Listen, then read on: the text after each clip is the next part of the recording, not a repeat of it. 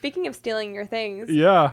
Dylan. Yeah. You started taking voice lessons. I did. With my voice teacher. Yes. I wanted to be a better podcaster. Yeah. And I wanted to have better control of my voice. Okay. What does that mean to you?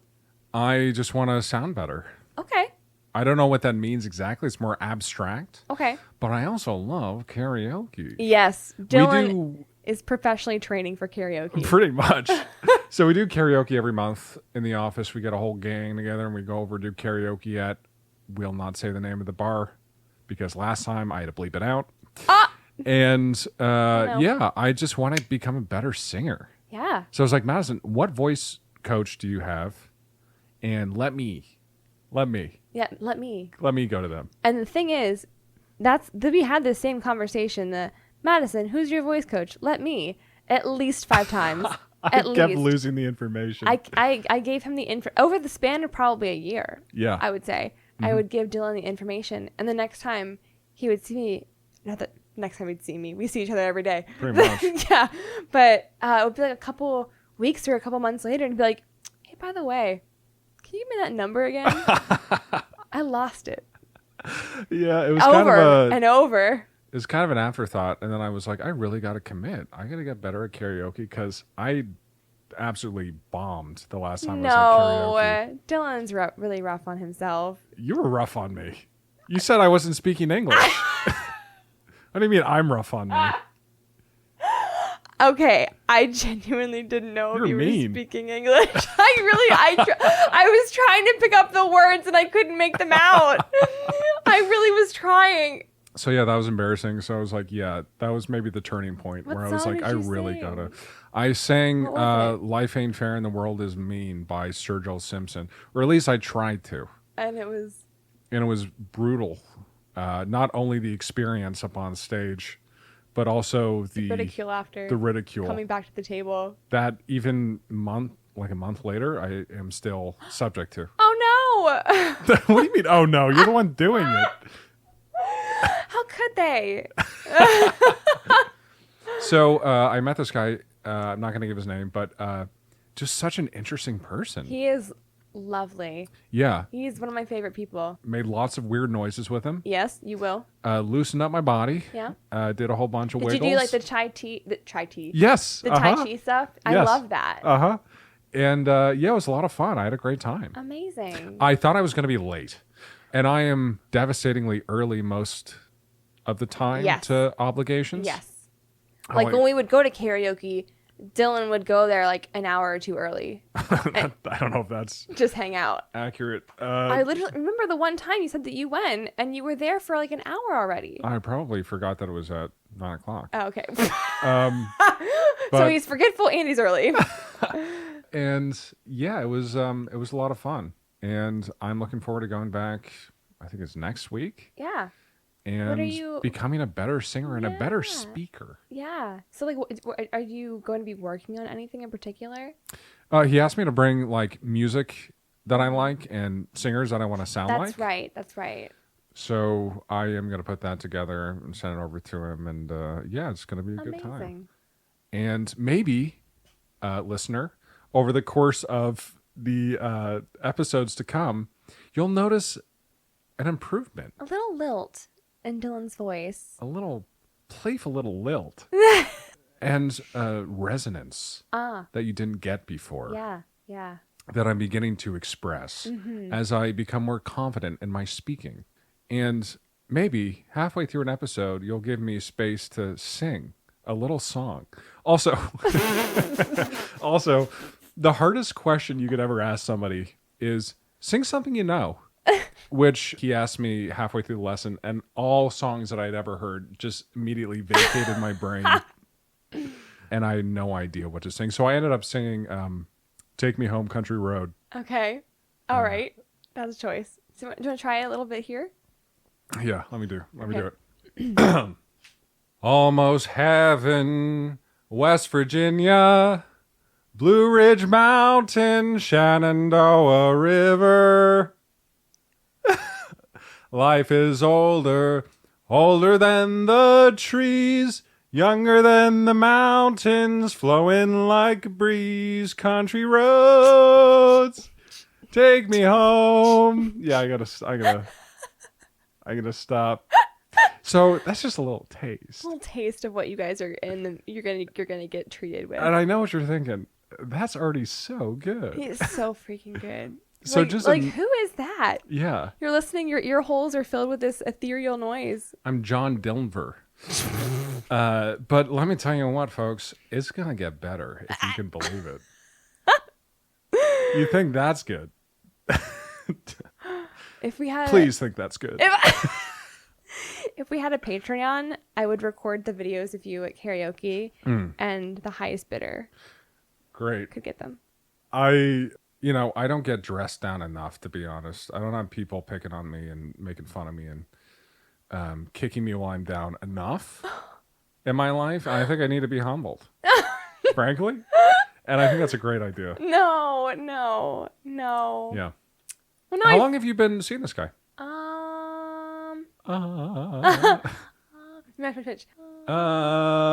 you did it! Hey, look at that! Look at that! I'm already learning. You did. I think 6 months after I started working where we work. Really? Yeah, because I wanted to like build community out here because I didn't have anybody. Like my whole life was back in Johnstown, and I didn't have anybody. So I wanted to like at least try to get like back to like my roots and like who I am and like what I like to do. Sure. And then maybe meet people through that. So it took a while to like build up the courage to do it again. And then I was referred to him by another voice teacher. And then, yeah. Yeah, it takes a lot of courage. It does. Voice lessons. It does. Because you're going to make some silly noises. You are. And you're going to sometimes make eye contact while you're doing it. You usually do. Yeah. You're going to have to be the butt of the joke all the time. Yeah. Yeah. But then, years later, you emerge from your cocoon. A little butterfly. Yes. A little burgerfly. Butterfly. And everyone sees you at karaoke and they're so amazed and they clap for you and they stand up and they yell your name. Yeah. And one day, as tears roll down your face. Yeah. Beautiful. And it'll all be worth it. But until then, you're going to be the weirdo. Humiliated. Yeah. And pushed around and made to feel less than. Hey, folks, welcome to My Existential Crisis. My Existential Crisis, the podcast where we talk about all the things that make us question our entire sense of self. My name is Madison Epley. And my name is Dylan Berger.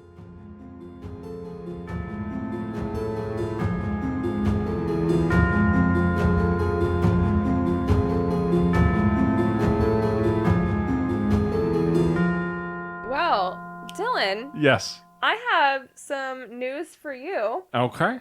I got some updates for you. Updates? Yes, some true crime updates. True crime update 2025. I have been meaning to bring these up, and I just keep forgetting. So I have 2 updates, and then my story that I have for you today is based on a couple true crime updates that we have. So yeah, the first one, did you know that they found out who Jack the Ripper is? I vaguely heard about it, but I didn't know the details of who they have. Yes. So who they fingered. Yeah. Yikey crikey. That was terrible. So they identified Jack the Ripper as Aaron Kaminsky through DNA evidence. I wish he had a better name. Aaron? Aaron Kaminsky. That's kind of a disappointment. Yes, it is. But there is 100% DNA match. Wow. For this identity. I'm not going to go in the ins and outs of Jack the Ripper. That's not what this story is about. But I did want to just point out that the most infamous killer who has probably ever existed just because of how much he terrorized London. It was probably like one of the first like serial killers that people clocked and recognized as that. Yeah. But yeah, he had long been considered a suspect. I believe he was actually a barber, which would make sense because they said that the person who killed the victims had extensive knowledge of anatomy, and the barber would have done that because they would also do like some surgeries and stuff. Yes. So that would again make sense for some of the ways that these people were stitched up because people would describe them as being stitched up and taken care of like somebody who knew their way around a body. Well, my barber has murdered me many times. Yeah. Yes. Your Berber? My barber. Yes. He's absolutely killed me. Many, many, many times. Yikes. Is his name Aaron? No. Her name is whoever I get at Great Clips. Well, whoever you get at Great Clips, we're on to you. Why do you think I'm wearing a hat? Oh my gosh. Sheesh. Well, so that is said to have been solved. The DNA was gotten from one of his victims' dresses. Obviously, back then they didn't know that DNA evidence existed, but I think one of them preserved it with the hopes that someday technology would exist.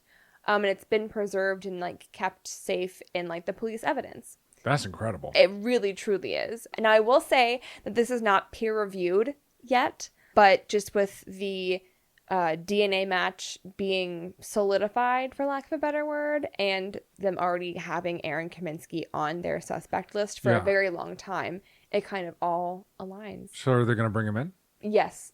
The trial is actually next year. Wow. Yeah. They're waiting even longer. They are. Well, they couldn't get a jury to be impartial because everybody knows the case. Yeah. So. All of their kids, grandkids know the case. And they're all out for revenge. Wow, that's crazy. Mm-hmm. Well, I'm glad that we finally have a conclusion to the story. I wish it weren't a guy named Aaron. I'll just say that much. Why? What do you have against Aarons? It's not that I have anything against Aarons. It's just such a... Hold on. I know people named Aarons. I'm not gonna, No, please keep going. Please. Tell me how you really feel, Dylan. This is an open space. This obviously from the intro, this is not a safe space. I will say that when somebody with as much gravitas in true crime as like the very first serial killer is revealed, you want him or her to have a name. Like Eileen Wuornos. That is a good name. Yes. But then Aaron Kaminsky is like a letdown. Yeah, Eileen Wuornos sounds like someone who would kill me. Yeah. Aaron does not. Okay. Aaron sounds like somebody that I would just like play racquetball with. Okay. Yeah. That makes sense. So it's a little disappointing. I'm sorry that you're disappointed. No worries at all. It's okay. Yeah, keep going. It's literally fine. Actually, just keep going. All right, so the next update that I have, do you remember the Doomsday Murders, Lori and Chad Daybell, who killed their kids? Yes. So Chad was convicted a couple months ago of those murders, and Lori was as well. But if you remember, part of that case was that she was suspected of conspiring to kill her estranged husband because her husband wound up dead, and it just kind of like all aligned, especially with how they were conspiring to kill Chad's ex-wife as well. So Lori Daybell was actually convicted of conspiracy to murder her ex-husband, who then eventually did die. So although I don't know if she was fully convicted of everything that she had done, there was still another conviction, and her son was there over Zoom to like witness it. And it was a very emotional moment. Like just him getting that validation, because that was his dad who was killed on top of his brother and sister who were killed. So yeah. So yeah, it was a lot for him, and it was just one more piece of justice that was put into place. But yeah, that was also probably one of my favorite stories. You asked last time what my favorite was, and that's probably up there. Yeah. Just because how crazy it is. But the story... Well, thank you for those updates. Yeah, you're welcome. I'm sorry I didn't get them sooner. I meant to, and I just kept forgetting. But the story that I have for you today is a story that it's been in my mind for years, and I wasn't going to report on it because there wasn't much to tell. And then there was an update, and then there still wasn't much to tell. And then there was another update. Okay. And now we have more to tell, but still not the full story. I see. So that's kind of what I'm going to walk you through today. It might be a little frustrating because there is not a ton, honestly, on it. But this is the story of Alicia Navarro. Okay. For Jessica Nunez, she was living a nightmare. Her 14-year-old daughter, Alicia Navarro, disappeared from their home in Glendale, Arizona on September 15th, 2019. This is recent. very recent. As the months passed and the coronavirus spread at a rapid pace across the world, Jessica grew even more terrified for her daughter's safety. There's a quote from Jessica saying, "We just need to find her, and I need to know that she's safe. My girl is out there alone without me, and now this virus. It's horrible. I just need to get her back home." Jessica said that she was especially worried because her daughter is on the autism spectrum and is known to be pretty shy or anxious in some social situations. And she also takes medicine and has a compromised immune system. So all of that was already terrifying, not to mention that she's missing and there's a pandemic spreading rapidly across the globe on top of all of this. Right. So yeah, it was one of the hardest times for so many people, let alone a person who was missing their child. Mm-hmm. In the very early hours of September 15th, 2019, Jessica saw her daughter for the last time when she came down for a glass of water, asked her mom why she was still up, and then Alicia went back to her room. It was the last time her mom would see Alicia, and she was missing just 5 days before her 15th birthday. For some background information, Alicia Cristina Navarro lived with her mother and stepfather in Glendale, Arizona. Her mother described her as a sweet girl who loved her family. And again, because she was diagnosed with autism, although it was high functioning, it did require her to take medication regularly, and social interactions were often very overwhelming. She did have a few friends that she spent time with, but found it easier to socialize on the internet, like most people do. And she became a regular in online gaming forums such as Minecraft and Discord. I love Minecraft back in the day. I've never gotten into Minecraft. I was playing it before it was even released. It was in beta. Back in my day. Back in my day, I'm 30 years old, and no one respects me anymore.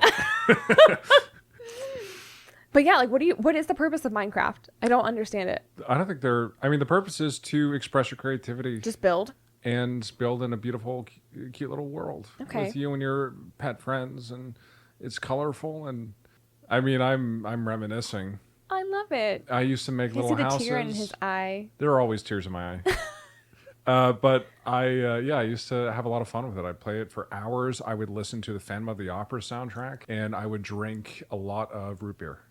Fun fact, Dylan told me that malaria pills taste like root beer. Yes. I have yet to find out. And that's one of the reasons why root beer isn't as popular in Africa. Did not know that. Yeah. Sorry, it just reminded me of that because you said root beer. I was never a huge fan of root beer. Oh, God, I love root beer. And ginger ale. Yeah. Guys, if Dylan goes to the bar that we go to for karaoke, they know his drink order, and it is always ginger ale. They give me a crisp ginger ale every time. Crisp ginger ale. What does a man need in this life but a good ginger ale? You should be like Sam Elliott for like the Budweiser commercials. Does he do those? It's like it should be you, but for I'm not familiar. Ginger ale. Doesn't Sam Elliott? Do you know who Sam Elliott is? Sam Elliott? He's the guy with the voice like this, and he always talks like this. He always plays like the old guy who has like wise sage words of wisdom in a movie. You'd know him to see him. Okay. Dusty white hair and a white mustache that just covers his lips. I don't know. I'm not familiar. Well, I think he's in the Budweiser commercial, and he talks like that with his wise sage words of wisdom. But it's you. Yeah, I'll be and like ginger ale. I'll be like the Marlboro Man. Yeah. I'll be with ginger ale, but it won't kill me. Yeah. Yet. Probably not. Maybe. So, because of her autism, Alicia took comfort in routines, and she would become quite agitated when this routine was disrupted. Mm-hmm. She wasn't a very high demand girl, her mom said. She preferred to eat the same foods, listen to the same type of music, and she loved to wear the same shoes and sweatshirts and long sleeve shirts every day, despite the sweltering heat that Arizona is known for.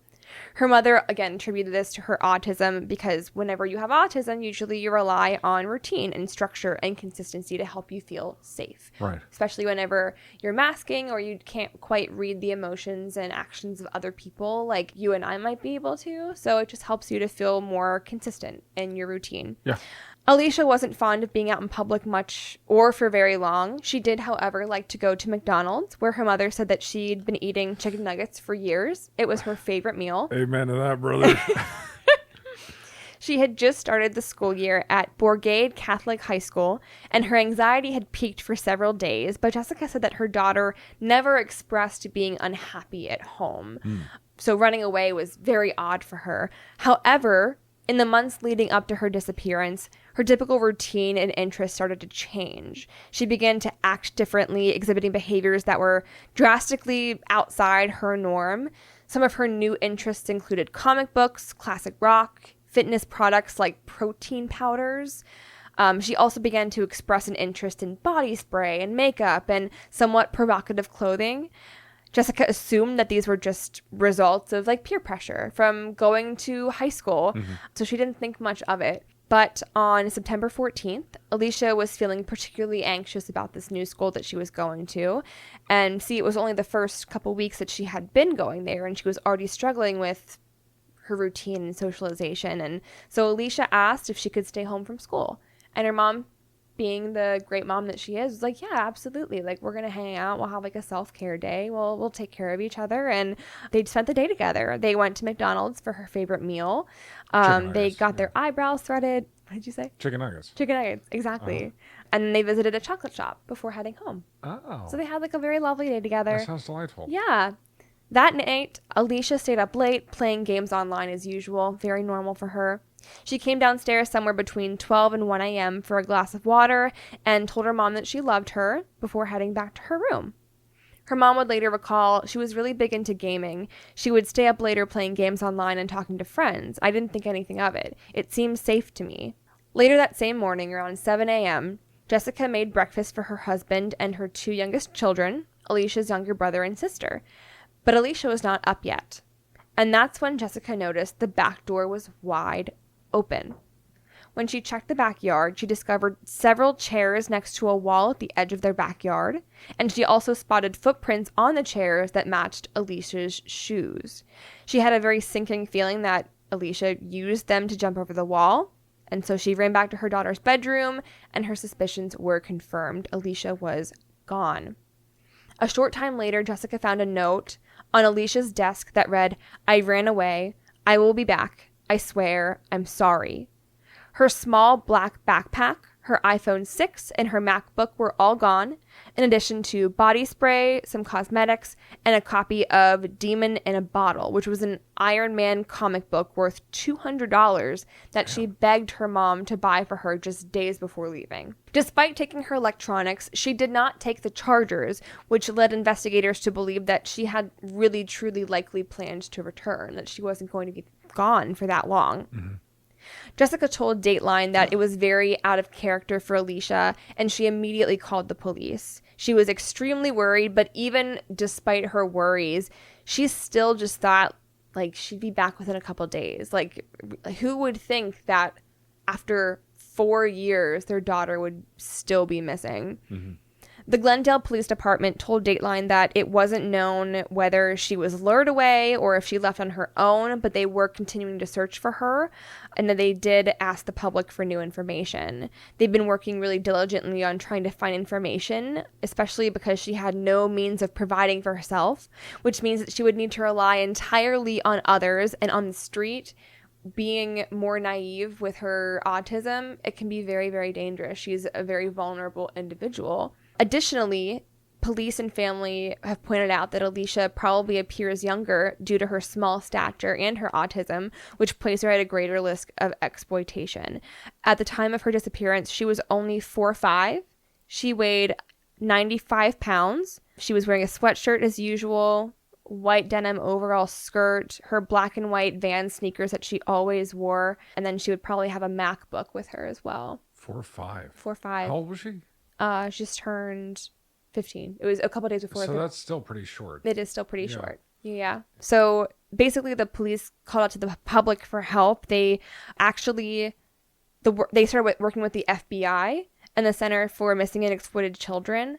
Remember how we just talked about the Amber Alert for the John Wayne Gacy case? Well, a Silver Alert was actually given out. And this is usually only issued for disappearances in the elderly, but they're also used commonly when the individual who is missing is particularly vulnerable, like Alicia was. So it's kind of like not a step above or below Amber Alert. It's just a different kind of alert, like a particular instance that you need to be aware of. Like, It's not just a child who's missing. It's a child who is more vulnerable in some capacity. So in the years since her disappearance, Alicia's mother has maintained relentless in her search for her daughter. She has taken to the streets. It has really been like a grassroots effort to post flyers and using social media platforms. TikTok was really where this story exploded. So if people have heard of it, it's usually from there. Yeah. And especially when the COVID-19 pandemic came around and her daughter was still missing, all the news cycles that might have been pointing to all of these crimes or cases were just filled with pandemic news. And so I also wanted to like point out, like, of course this is awful for everyone in terms of the pandemic, but like especially people who are trapped with like their domestic abusers in their homes, or people who are trying to solve crimes. Like all the crime solving officially just like halted during that time. And so it was really hard to get any momentum or movement or visibility. So like the efforts that her mom and the community really like put into the care in terms of spreading the word on social media, whether it was Facebook or TikTok or YouTube or just like the internet in general, is a huge part of like why this case gets so much notoriety, and also like an inspiration for other people to do the same thing. Because truly, when it comes to police work, as much as it sucks, the greasiest wheel is what gets the oil. Or sorry, the squeakiest wheel. The greasiest wheel. The squeakiest. Should get less oil. The squeakiest wheel is what gets the grease. Nobody wants to be compared to a greasy wheel. But yeah, not to compare anybody to a greasy, squeaky wheel. But I just want to get on my soapbox and say that quickly, that as prevalent as it was then, it's still very prevalent now. So encouraging people who are in these similar situations, keep speaking up and spreading the word. Yeah. You know, if it's all you can do, it's all you can do. But you know, I just encourage you to do that and spread other people's stories as well. Right. One of the reasons why I wanted to share this case and the podcast in general is to like share these people's stories. But anyway, so Jessica told Dateline that she fears an online predator from one of Alicia's games may have lured her away. She said that, "I feel like she's in danger. She would have never been gone this long, not without getting in touch with me.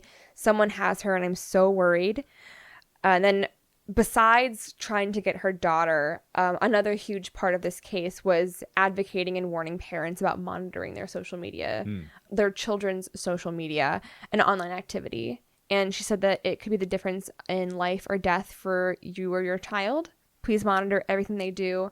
I don't want anyone to go through the same nightmare I'm going through. Yeah. In the investigation, Alicia's friends from school said that she carried around a burner phone with her for a few weeks before she disappeared, but she never spoke about it, and they didn't know what it was used for or how she got it. One of her friends also said that Alicia discussed running away from home, but he didn't think that she was being serious, so he didn't tell anybody around it. You know, being an angsty teenager, you can say stuff, but to have it actually happen is different. Yeah.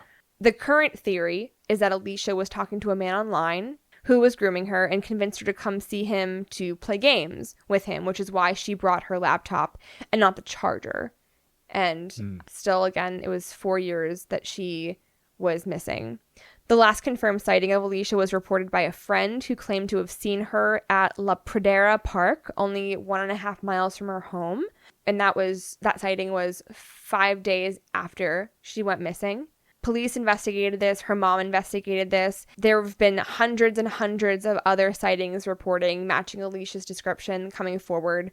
Did the friend say what condition she was in? No, just that they saw her. She seemed to be in good conditions and high spirits. She was talking with a black man with tattoos on his hands, neck, and face, is what they described.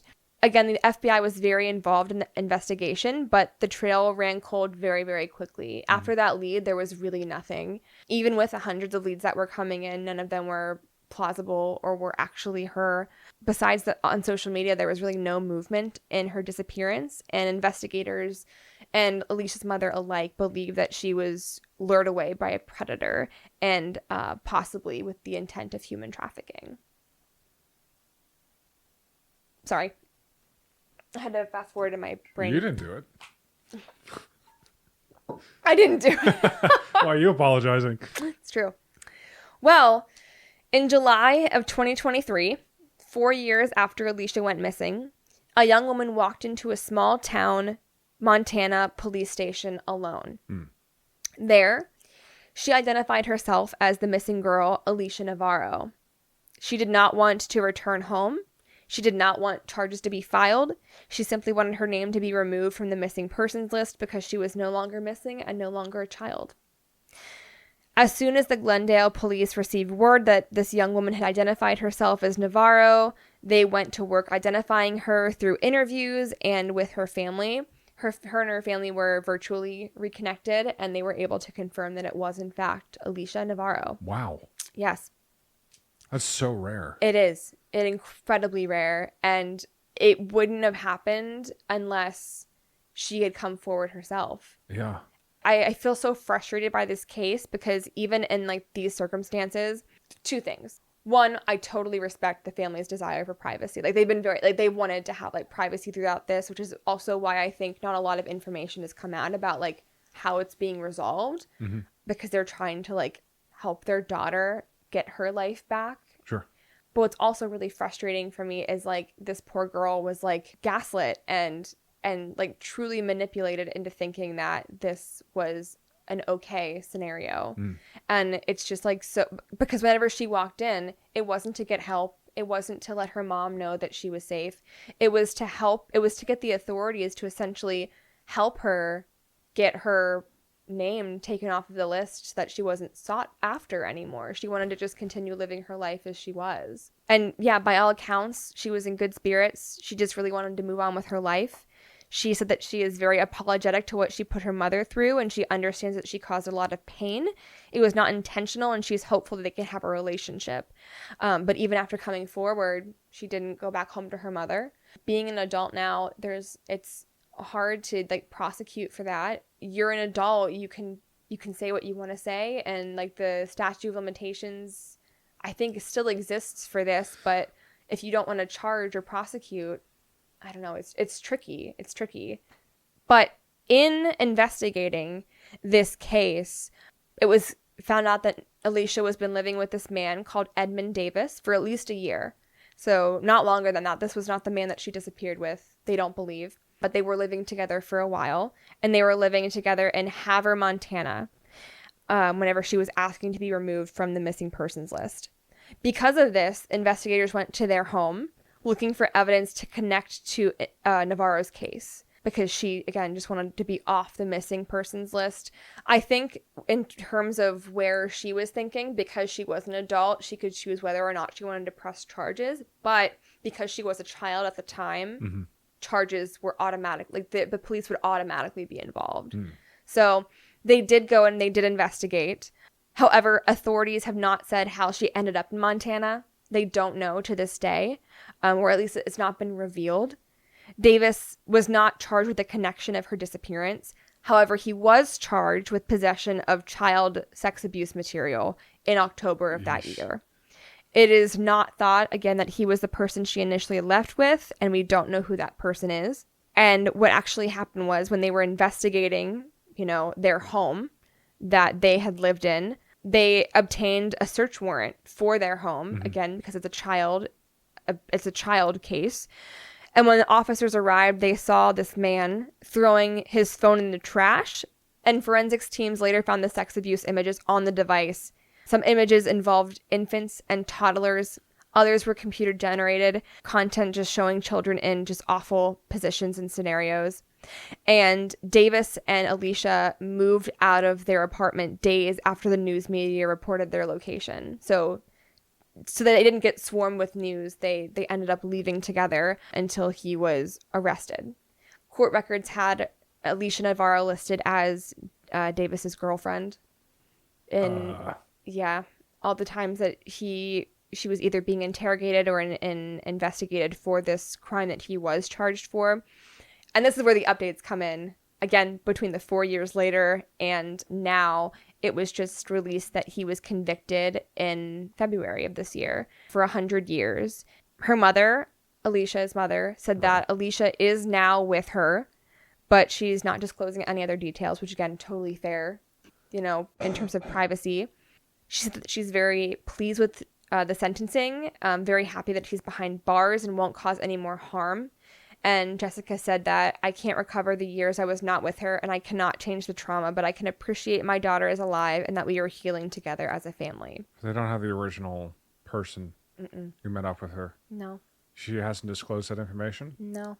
Either she hasn't disclosed it, or they haven't found him, or it's not accurate. But the case is very closed in terms of like how private it is. Wow, what an ugly case. Yeah. But yeah, it's been on my mind for years. It was one of the very first cases that I listened to on Crime Junkie. And probably back in like 2019. No, I started listening to podcasts in 2021. You know the year that you started listening to podcasts? I do. Because I started, it was whenever I started working. Oh, I see. I was never into them, and I started listening to them, and yeah, Crime Junkie, it was probably like 2020, early 2022, late 2021 that I started listening to podcasts, and it was one of the very first ones I listened to on Crime Junkie, and it was just like so poignant, and like how there's like no answers, and there's just all speculation is whenever I first heard of this case. And then 4 years later, her name pops up again because she walks into the police station and announces herself. And then after that, nothing. Like, there's no answers still. It's tough because, you know, in a way you have to re-victimize the victim to get information to get the perpetrator. Exactly. Is it worth it? I want to say yes. I want to say yes, too, especially because it could be harming other people. Right. Even, like, the person that she ended up with was clearly harming other people. Yeah.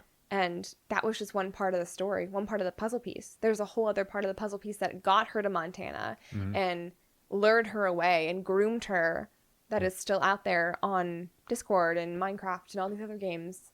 Yeah. Not to be like, games are scary, internet is scary. But, like, it truly is. It can be a dangerous place. I never play multiplayer on Minecraft. I was safe from predators, to my knowledge. You just built your little houses and sang with your little birds. I just dwank my whoopia and listened to Phantom of the Opera. Damn. Yeah. That's a hell of a case, I'll tell you what. Yeah. Holy hell. And I wish I had more answers, but that's all we have. Well, thank you for bringing that. Yeah, absolutely. Yeah. Sorry it was a little frustrating in that regard. But no, it's, you know, in a way it's concluded. Yeah. Absolutely. You know, unlike narratives or stories, you don't really get like an ending all the time. Yeah. Sometimes it just is.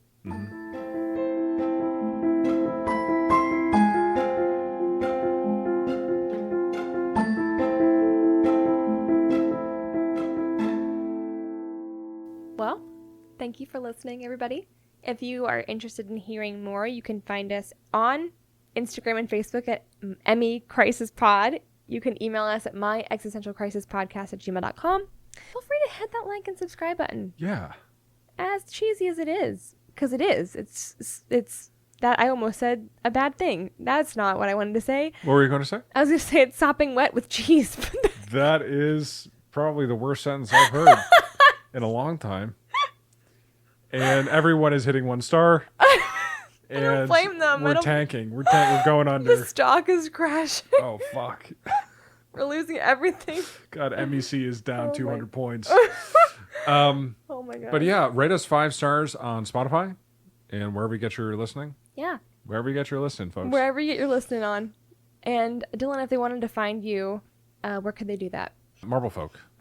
And me at Madison Epley. Yep. Well, thanks, folks. Thank you. Bye. Bye.